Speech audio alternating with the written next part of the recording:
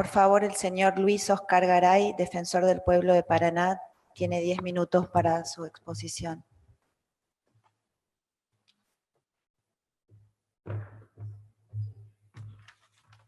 Buen día. Buen día. Muy buenos días. Hace 2 días tuvimos una audiencia pública en Paraná que obviamente era otro tema. Estábamos hablando y discutiendo lo que era el precio del gas a boca de pozo. Y en esa oportunidad, el planteo que hice fue, lo primero que planteé fue el tema de las audiencias públicas y el concepto que nosotros como Defensoría entendemos que lo que tiene que ser público.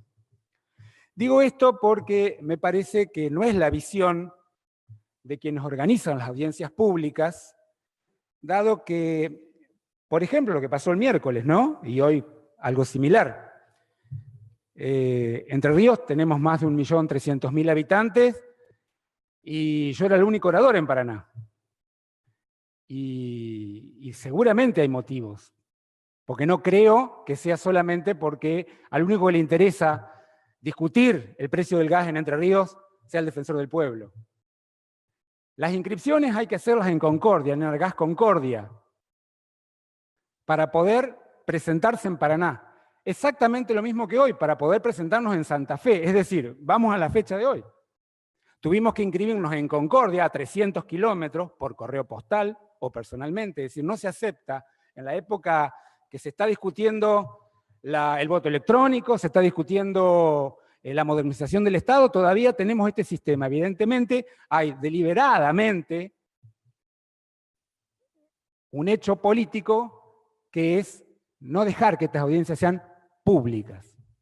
Lo quería manifestar porque además dudé de presentarme hoy acá, pero bueno, a raíz de conversaciones con nuestro equipo técnico, si no venir, era caer en la misma trampa que entendemos que se está haciendo, que tiene que ver con separar la boleta del gas.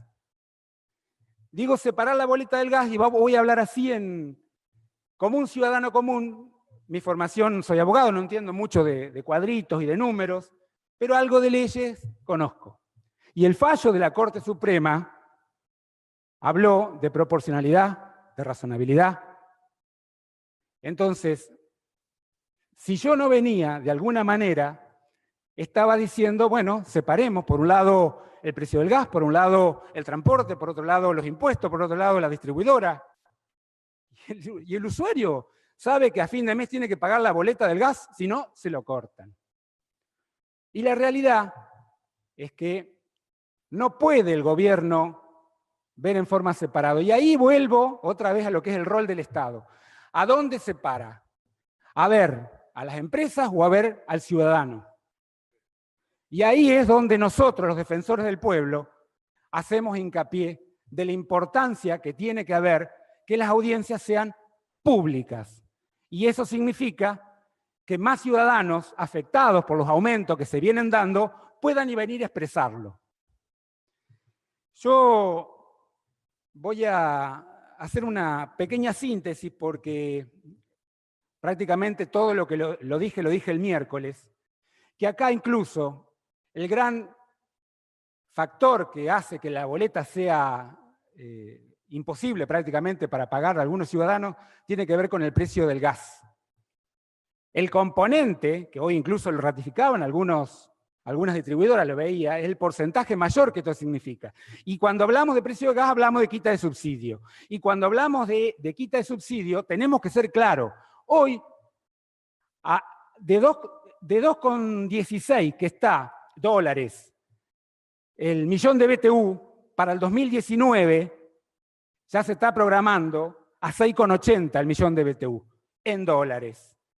Esto va a pegar un salto que prácticamente va a ser imposible para el ciudadano poder pagar la boleta, porque además después hay que sumarle todos estos aumentos que se vienen dando. Entonces, y yo también apelo a que haya una información clara, porque por ahí los defensores salimos y dicen, no, entonces los defensores están mintiendo, porque ¿cuánto es el aumento?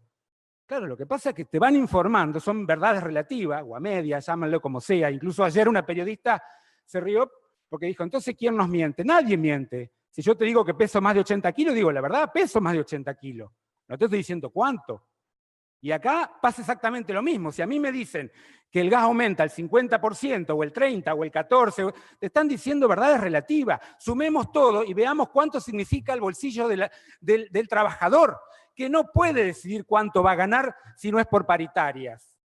O del jubilado, que ahora con las nuevas medidas no sé si van a poder llegar a fin de mes. Entonces, son cuestiones que tenemos que hablarlas claras. El sinceramiento se trata de eso, de no mentirnos, de decirnos la verdad. Entonces, de esa manera después podemos sacar cada uno las conclusiones que tengamos ganas.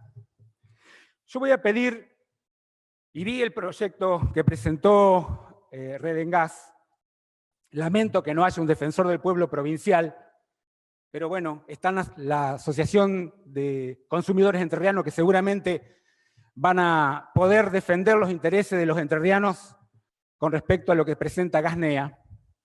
Yo voy a pedir sí que Enargás haga un control sobre lo que proyectan las empresas con respecto a los planes de inversiones. Creo que la ciudadanía de Paraná se lo merece. Hoy sacaba cuenta yo, hay 57.000 hogares que tienen ya gas natural. Pedí un informe antes de venir en la municipalidad. Hablamos que hay 80.000 viviendas, inmuebles con posibilidades. Ojalá que en el corto plazo y con las proyecciones que se plantearon se puedan lograr. Pero entendemos que todas estas proyecciones y todas las obras que se van realizando tienen que levantarse y publicarse en la página. Creo que esto tiene que ser parte de la información pública. Conocerse todo lo que pasan con las distintas distribuidoras en los distintos lugares del país públicos, para que todos los ciudadanos tengan esa posibilidad.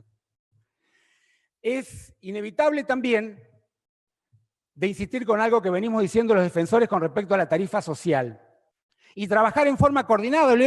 El presidente de la asociación nuestra, Alejandro Amor, lo ha planteado ya muchas veces en distintas audiencias públicas, incluso con Enargás, de trabajar en forma conjunta, en una precalificación para aquellos usuarios que por la tabla que ya está estipulada, que hoy es taxativa, puedan entrar en la tarifa social. Tenemos casos de ciudadanos que ganan 16.500 fuera de los dos, salario mínimo vital y móvil, y tienen 4 hijos, casos especiales. Se hace muy engorroso cuando no tenemos una delegación en Paraná de Enargás. Se hace muy engorroso. Por ahí, los que viven en la misma ciudad, si fuera de Concordia o viven en Buenos Aires, o en la ciudad donde hay una delegación, sería mucho más simple. Lo hemos ofrecido y ojalá esto se pueda materializar con un convenio y trabajar en forma conjunta. Nosotros no somos opositores, los defensores. Lo que queremos es buscar soluciones. Queremos acompañar los reclamos de los usuarios. Esto que vengo diciendo yo, no lo dice Luis Garay, defensor del pueblo, lo dicen los ciudadanos que van llorando con la boleta del gas. Lo que hago acá es nada más que transmitirlo. Entonces, si tenemos esas vías de comunicación, podemos lograr empezar a trabajar en forma conjunta para que más hogares puedan llegar a tener algún tipo de beneficio en esta tarifa social. Para terminar, porque veo que se me acaba el tiempo, voy a pedir expresamente, entonces, que cualquier tipo de aumento que haya en cualquiera de los rubros, porque no quiero caer en la trampa de separar el gas, distribución, transporte, más impuestos, sea acorde con lo que la Corte falló, que la interpretación se haga con un sentido social, que la progresividad tiene que ver con el poder adquisitivo del usuario, no tiene que ver con la situación económica de las empresas.